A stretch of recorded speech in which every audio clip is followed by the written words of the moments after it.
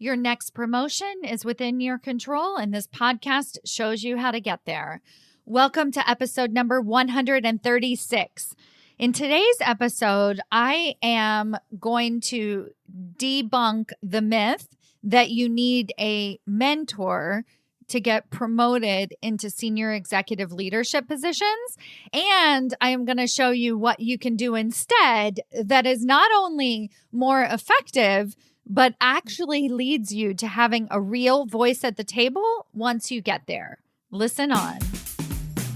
Welcome to Maximize Your Career with Stacy Mayer, a podcast about achieving your career goals while also being yourself.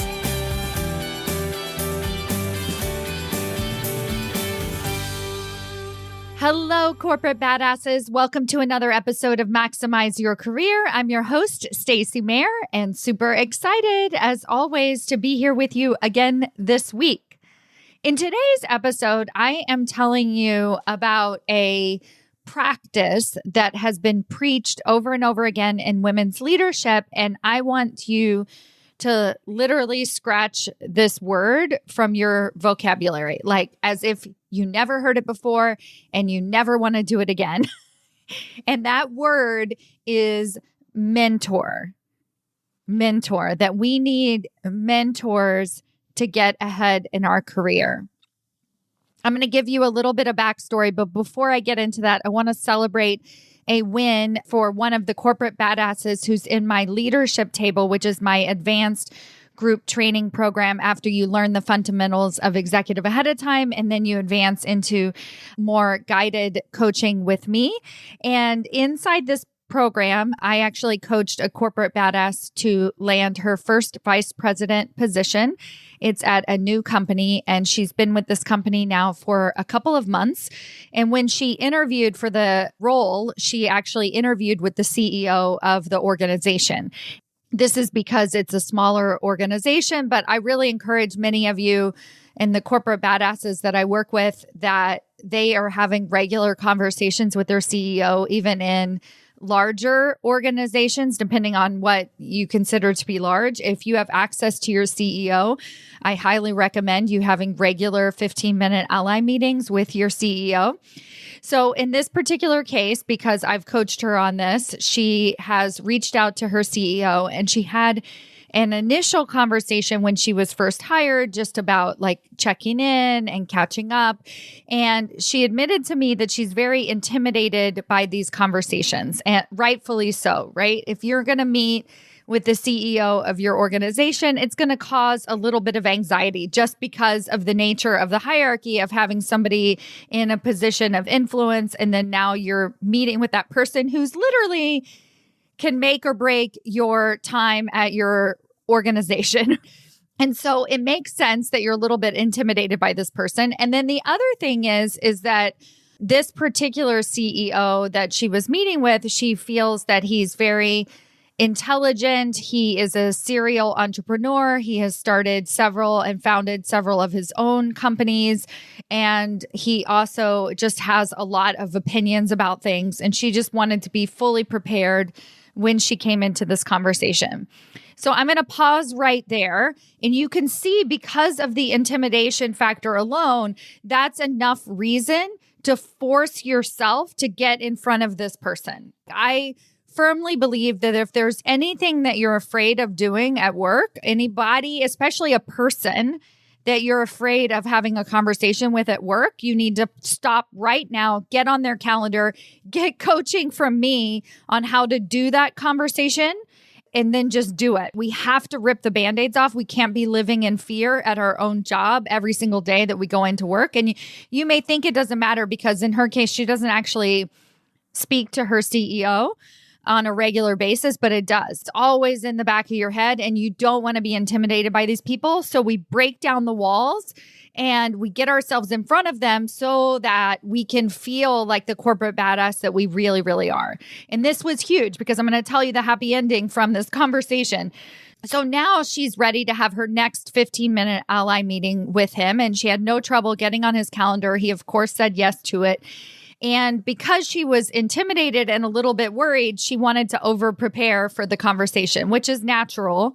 we want to do a quote unquote good job. So she had a meeting with her boss to get his advice on how she should prepare for this conversation. So he gave her a couple of tips about how to meet her CEO, quote unquote, as a peer and not as a vice president who works for him and has to prove herself to him.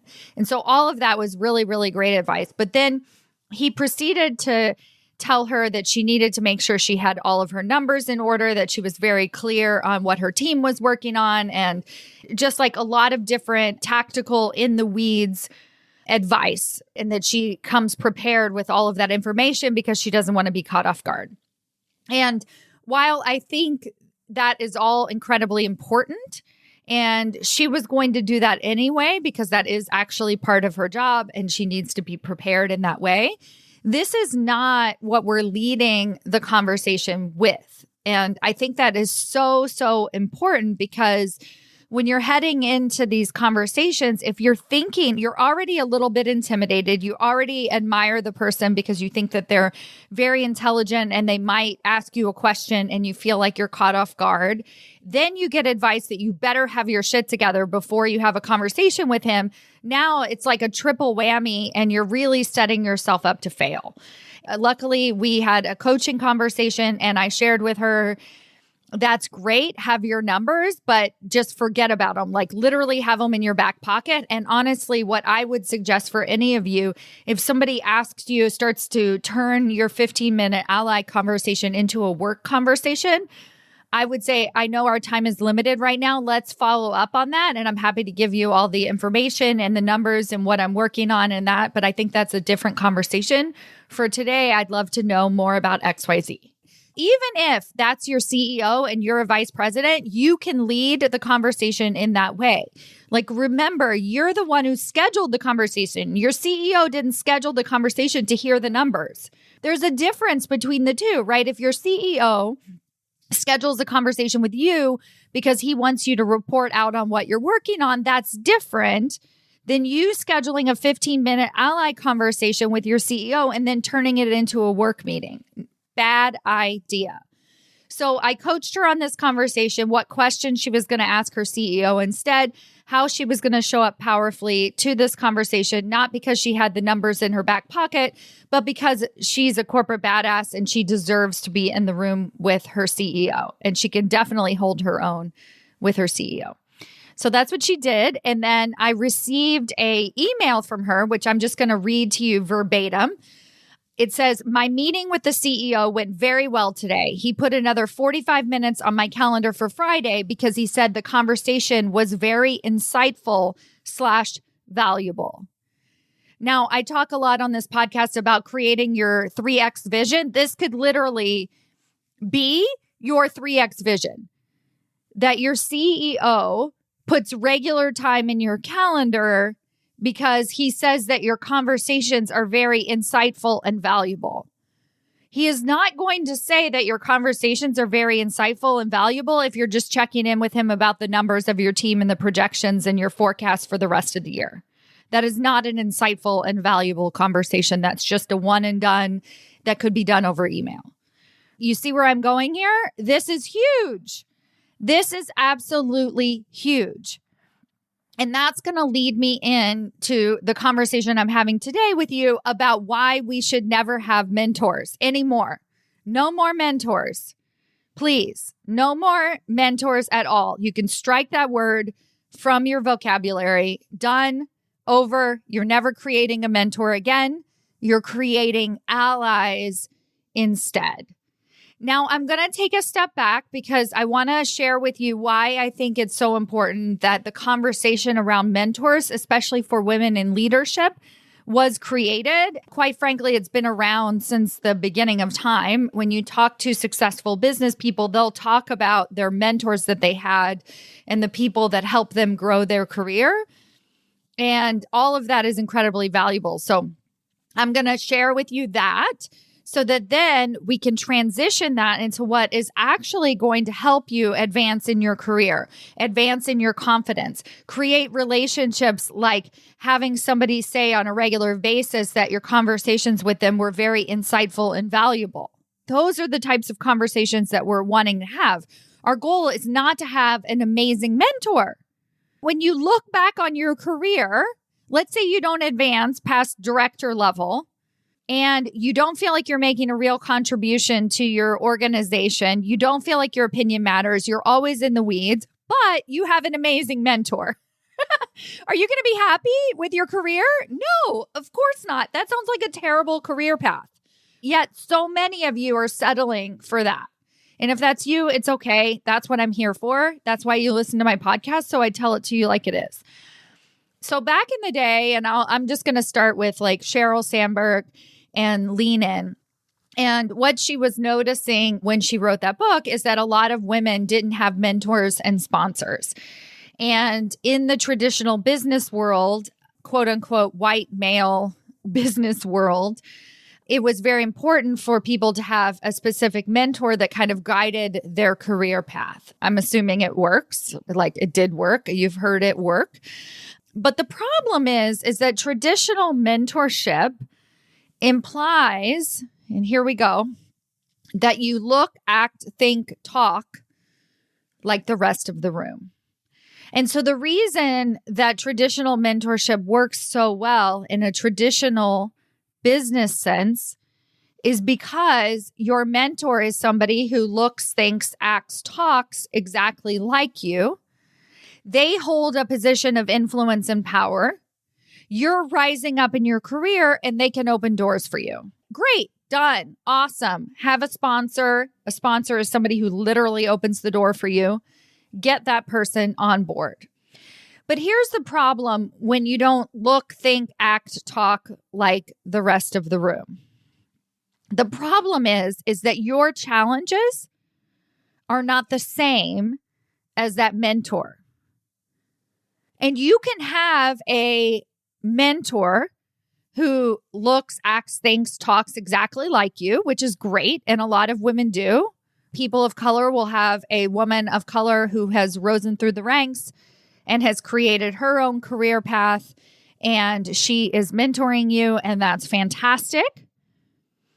But the problem with that is that her doors don't open in the same way that your doors will open. Because when we don't look, think, act, talk like the rest of the room, our doors open differently. It's just a fact. You know this is true because you've butted up against it before. It is a terrible thing that happens in the corporate world. It's why so many women drop out of the corporate world. It's why so many women stop going for higher level executive positions because the doors don't open up in the same way for them as it did for their white male counterparts who basically had to be good at their job and get an excellent mentor that would open doors for them.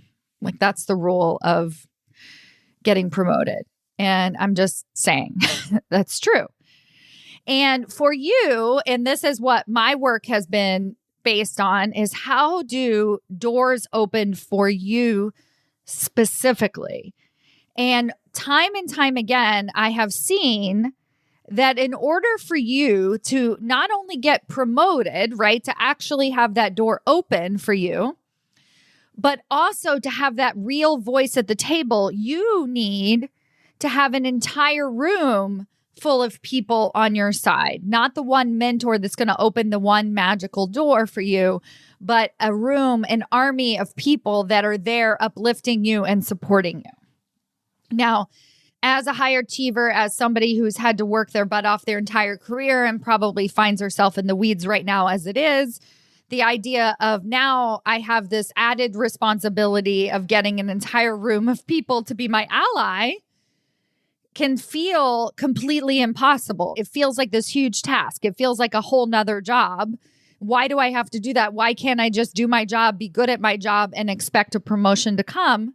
It's not going to happen. Sometimes it will happen, but you'll get promoted. You might get a board seat. You might get a promotion. You might have an executive level role, but you don't have the support of the CEO and the rest of the executive team. And now you're the only woman of color on an entire group of white male leaders that are looking at you to prove yourself twice as hard to prove yourself because you don't look, think, act, talk like the rest of the room. You see where I'm going here, and this sucks. It sucks. But I have the solution. The first part of the solution is to scratch the word mentor from your vocabulary. Stop trying to find a mentor. Stop trying to find that one person who is going to save your career. Because at the end of the day, we don't need saving. We're corporate badasses. We don't need that one person to open the door for us. What we need is to shift the entire leadership table so that we are a part of them. We belong at that leadership table. That's how we have a voice at the executive suite. That's how we actually claim our voice at the table. So what we're going to do instead is we're going to create 15-minute ally meetings. And that's the process that I walked my client through when she was having this conversation with her CEO. 15 minutes. Traditionally, a mentor conversation is an hour long. It happens once a quarter. You have to do a ton of preparation for them. Then you have follow-up homework. You have to listen to what your mentor said. You have to do what your mentor said. Again, you don't need advice. You don't need more traditional saving. You don't need somebody necessarily to open that door for you. You need to create allies across your organization so that when it comes time for your promotion, of course, we're going to promote you. Of course. Nobody thinks twice about it. Nobody thinks, oh, we're just promoting her because she's a person of color. No, we're promoting her because she's a corporate badass and we need her in the room because I value her insight. And you can create those relationships. So you scratch the word mentor from your vocabulary. You realize that you're not going to perpetuate the same problem that you're trying to break against, which is having one solo person in charge of your entire career. And you're going to create allies all across your organization. You're going to do 15-minute ally meetings with various different leaders at your company. Everybody who is above you essentially is going to know your name, what you stand for, and better yet, you're going to know their name and what they stand for. You're not going to be intimidated by them. When you're in a management team meeting, even if it's on Zoom, you know everybody in the room. You're going to have people calling on you in the conversation, bringing you into the conversation, providing opportunities for you because you are a corporate badass and your insight is valuable. We need you in this conversation. That's what we're doing with 15-minute ally meetings. You cannot go into these 15-minute ally meetings, one, trying to prove yourself and make sure that you're just spouting off your resume to all these different people, because that's not building trust that you can lead at the executive level. When you start to have these 15-minute ally meetings, people take notice. They're like, wow, no one has asked me this question. Nobody has ever came into a conversation with me like this before. And you know what? Great. That is fantastic. Because here's the thing. You're doing things different. You're pushing the envelope. That is how we're going to truly bring more diversity to the leadership table. That's how we're going to be included in the conversation. Not because we had a single mentor that opened one door for us. We're putting ourselves in the room where it happens. We're paving our own path. And the other thing is that this conversation is recreatable. You're not just relying on the kindness of strangers. You're going out and you're making it happen for yourself. Now, I talked a little bit about how in the world we have the time for this and like, oh my God, this is so daunting. And that's the beauty of 15 minutes. We're keeping these conversations literally to recreate that bump in the hallway, right? Over Zoom, you can have a 15-minute conversation with somebody in between meetings. And you need to carve out this time because it's going to show you where you're too far into the weeds, where you're putting your energy into the wrong places. Inside of the leadership table, I also do stakeholder interviews where I interview the person's boss or boss's boss, and I find out information about how they see that person. And one of the women inside of the leadership table, I was interviewing her boss, and actually at this point, it was her former boss because she had moved into a different group and got a significant promotion. And he actually shared with me that he admired her because of those relationships that he had built. Like, it wasn't unbeknownst to him that she was having conversations with lots of different people at the organization. And he's like, I could learn from her. And he knew that this opportunity that had opened up for her in this other department was because of the way she was showing up differently at work. And he was jealous. He was like, wow, I've never even thought to do this. I never thought to build relationships with so many different people, but I can see how important that is and how valuable that is for her, not just her career, but her ability to succeed at that new role. And he admired that. And see, here's the other piece about having 15-minute ally meetings is one thing that really stops us as women from raising our hand, from asking for more, is because we don't want to seem cutthroat. We don't want to seem like we're just out for the promotion, that we're just out for ourselves. And when we have that single mentor that's going to open that door for us, that is essentially what we're doing. We're saying, okay, I'm going to put all my eggs in this basket and I'm going to have that person magically open a door for me, versus I'm going to put in the work and I'm going to create allies all across my organization. Then it's not about, oh, she's just in it for herself. It's like, no, she's a corporate badass and she knows how to build relationships. Because at the executive level, you are the top. You are the decision maker. And you have to have those relationships. The reason you don't have that voice at the table if you get promoted to the C-suite without allies is because you're still operating on an island. You're stressed out. You tried to create a path that doesn't work for you. That's not the same for you because you don't look, act, think, talk like the rest of the room. So today's podcast episode is a little bit of a soapbox, but it's very, very important to me that you begin to strike the word mentor from your vocabulary and that you start to build 15-minute allies instead. Because that not only is how you're personally going to get promoted to the executive suite and how you're going to make more money and how you're going to be valued for your insight versus just the hours that you put in at work, but it's literally how we're going to change the face of the leadership table.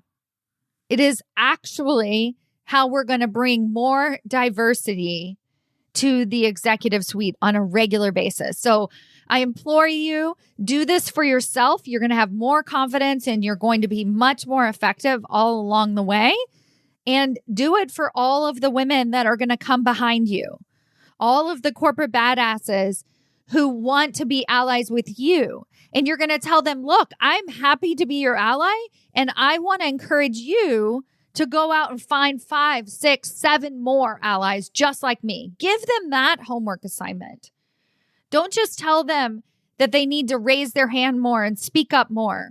Show them how to build allies all across their organization. Show them how to create their own 15-minute ally army. Because that's what we're going to need to be successful at the executive suite.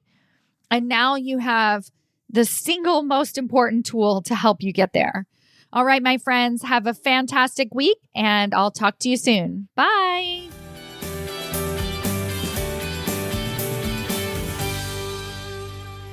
Before you go, I want to invite you to join us inside of Executive Ahead of Time.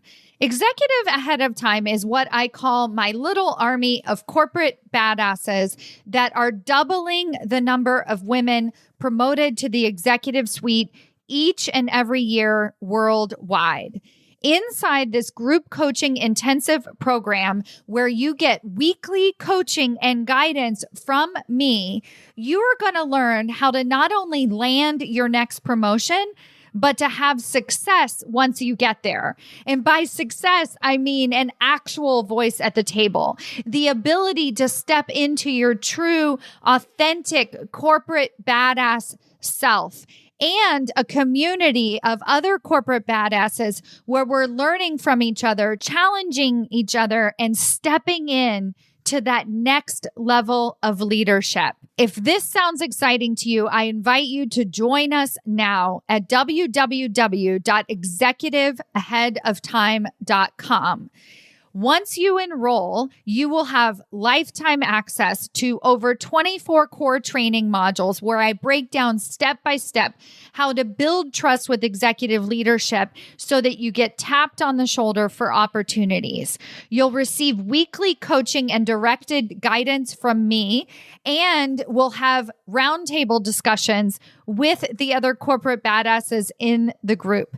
This is a community like nothing that you have ever experienced. We are all challenging each other. We are stepping up to the plate, and we're making opportunities happen for ourselves.